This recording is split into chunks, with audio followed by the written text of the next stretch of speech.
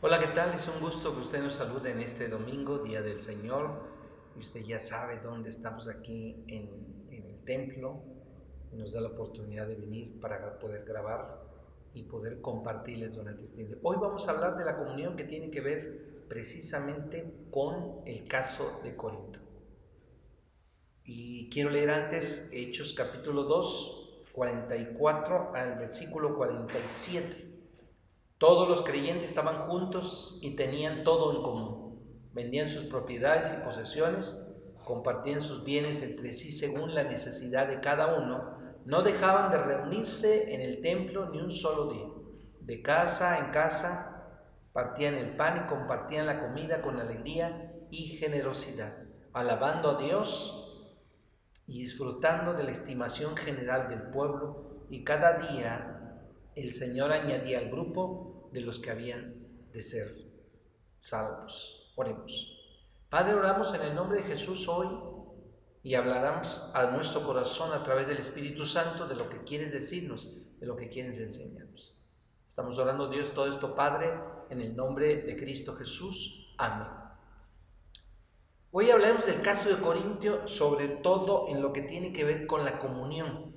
La lectura que yo hice hace un instante en Hechos capítulo 2, donde encontramos que las hermanas y hermanos que se reunían precisamente, estas primeras comunidades cristianas, estaban acostumbradas a partir el pan en las casas.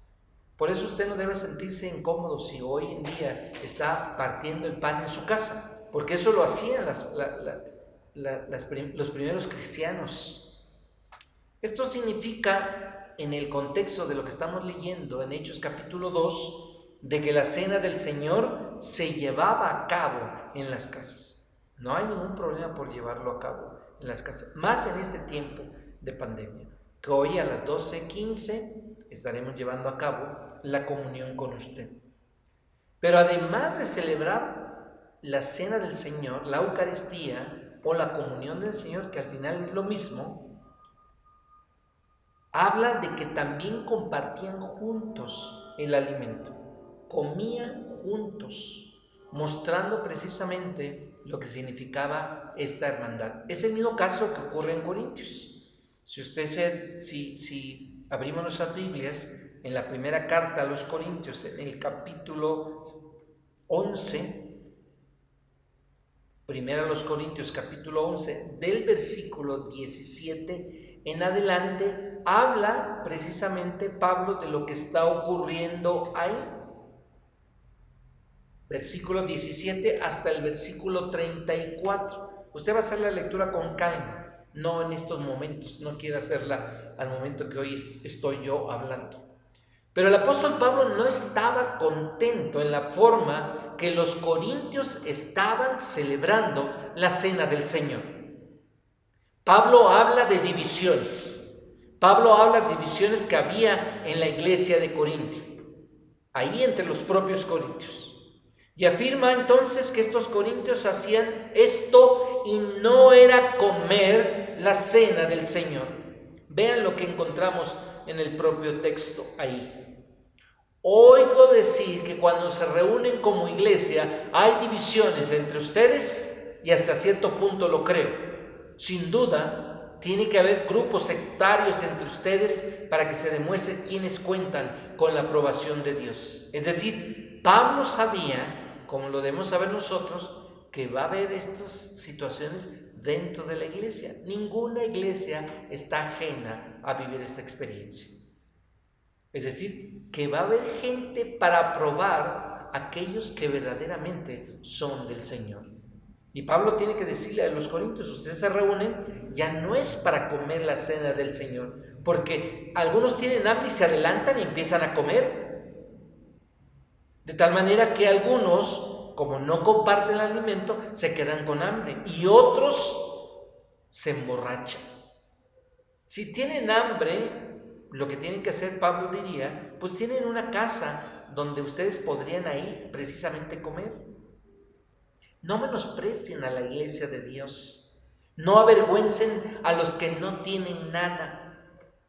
¿Cuántas veces podemos ver esto? Me ha tocado a mí verlo como pastor en iglesias donde a nuestra familia la tratamos muy bien, dándole el alimento, poniéndole lo mejor, pero cuando es otra persona, no queremos darle esto, le damos, si es pollo, le queremos dar puros pescuezos, patitas, pero si es nuestra familia, a nuestra familia sí queremos darle pues, la pechuga, pierna. Y Pablo tiene que amonestar esto. No voy a elogiarlos, por supuesto. Él pregunta, ¿voy a elogiarlos por esto? Claro que no, claro que no. No se puede menospreciar a la iglesia con esas actitudes. Y por eso en el versículo 21, ahí menciona el apóstol Pablo, cada uno se adelanta a comer su propia cena, de manera que unos se quedan con hambre mientras otros se emborrachan. ¿Por qué? Porque empezaban a tomar el vino y después ya estaban borrachos. Hay una nota histórica donde habla precisamente que las casas tenían comedores pequeños, que los invitados cuando llegaban precisamente temprano podían alcanzar un lugar en el comedor. Los demás, si no era así, los demás tenían que comer en el atrio de la casa. Y los que llegaban muy tarde, porque así es, ¿verdad? En toda la historia la gente llega tarde, ellos eran los que tenían que cumplir pues una jornada definida de trabajo. Había una razón, ¿no? Llegaban tarde, no como hoy en día que la gente llega tarde a los cultos, porque luego le echa la culpa a los hijos, ¿no? Si no fuera por mis hijos no hubiera llegado tarde. El comportamiento que el apóstol Pablo ve está descrito ahí en el versículo 22. ¿Acaso no tienen casa donde comer y beber? ¿O es que menosprecian a la iglesia de Dios y quieren avergonzar a los que no tienen nada? ¿Qué les diré? ¿Voy a elogiarlos por esto? Claro que no. El calificativo que usa precisamente el apóstol Pablo, un calificativo que ahí les está dando a ellos, por supuesto, no podemos menospreciar a la iglesia, ni siquiera avergonzarla, sobre todo cuando la gente no tiene. Me ha tocado verlo en los convivios que luego hago como iglesia, no hablando del Divino Redentor, pero en las iglesias que he estado de pastor, y de repente, cuando es de compartir, hay gente que no quiere compartir sus alimentos. Si trae, solamente lo trae para ellos. Le comparten a uno, pero a otra gente no se levantan para compartir. No le invitan a que pueda estar con la persona. Por eso en los versículos 27 al 29, el apóstol Pablo explica que el comer y beber indignamente está estrechamente relacionado cuando nosotros no discernimos el cuerpo del Señor. Y cuando hablamos precisamente de no discernir, es que no distinguimos de algo como diferente, el término cuando hablamos discernir.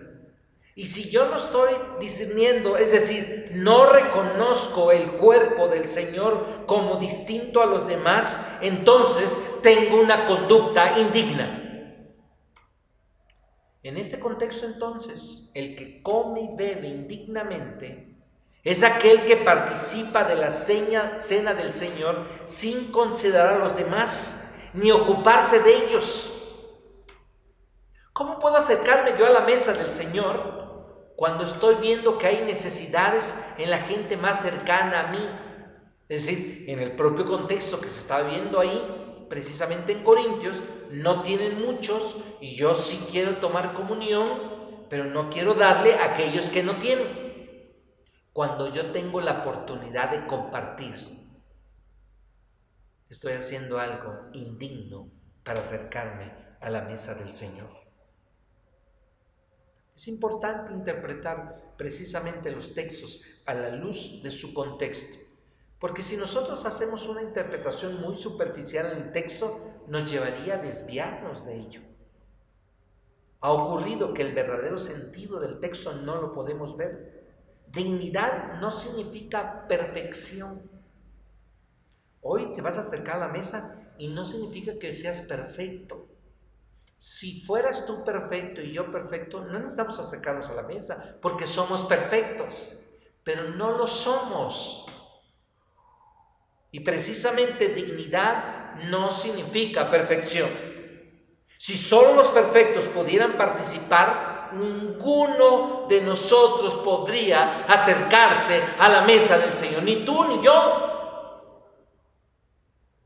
No debemos olvidar que la mesa del Señor es para los pecadores, para las pecadoras, pero redimidas en la sangre de Cristo Jesús. Es decir, para ti, para mí. Me acerco hoy porque reconozco que soy un pecador redimido en la sangre de Cristo Jesús. No soy perfecto. Aunque estemos en el camino, cada uno de nosotros, como el apóstol Pablo lo va a mencionar, es que tampoco hemos alcanzado la meta. Queremos llegar a la meta, pero no la hemos alcanzado. Seguimos siendo hombres y mujeres frágiles. Seguimos siendo hombres y mujeres pecadoras o pecadores. Lo importante es que nos acerquemos a la mesa del Señor y tengamos una actitud de fe, una actitud de arrepentimiento sincero. El reformador Juan Calvino, dice él, queriendo preparar a los hombres a tal dignidad, ¿cuál se requiere para recibir este sacramento? Han atormentado cruelmente a los pobres, han atormentado cruelmente a los pobres en su conciencia. Sin embargo, no les han enseñado nada de lo que era preciso, dice Juan Calvino. Han dicho que coman dignamente aquellos que están en su estado de gracia. Y por eso estado de gracia, entienden, están limpios y puros de todo pecado. Con esa doctrina excluían la participación de la cena a todos los hombres que han vivido y viven en la tierra. Porque si se trata de hallar esta dignidad en nosotros, estamos listos. No nos queda más que la desesperación, la ruina mortal. Por más que trabajemos, por más que nos esforcemos, no consideraremos otra cosa sino ser tan más indignos cuando más hubiéramos preocupado por conseguir esa dignidad, dice Juan Calvino, ahí en la institución de la religión cristiana. Por eso el Catecismo de Ginebra pregunta, ¿no nos hubiera estado prohibidos acercarnos a la mesa a causa de la imperfección que aún permanece en nosotros? Y da una respuesta el Catecismo de Ginebra y dice, al contrario, si fuéramos perfectos, la cena no tendría ningún beneficio para nosotros. Es una herramienta la comunión para ayudarnos en nuestra debilidad, es un apoyo en virtud de nuestra imperfección. Y por eso para el reformador, nuestra verdadera dignidad yace precisamente en nuestra indignidad. Somos hechos dignos a través de la sangre de Jesucristo y no a través de nuestros propios méritos. Si tuviera que ver por nosotros, no llevaríamos a cabo la comunión. Oremos. Padre, oramos en el nombre de Jesús hoy en este día, en esta mañana. Quiero que me encuentres digno delante de ti. Reconozco que he fallado, reconozco que he pecado, que hay cosas que estoy haciendo no bien, pero ya no quiero hacerlo. Quiero acercarme hoy a tomar comunión sabiendo que tú me has perdonado en la sangre de Cristo Jesús. En ese nombre oramos. Amén. Dios te bendiga. Nos vemos como siempre lo hemos hecho ahora a las 11:30. Hasta pronto.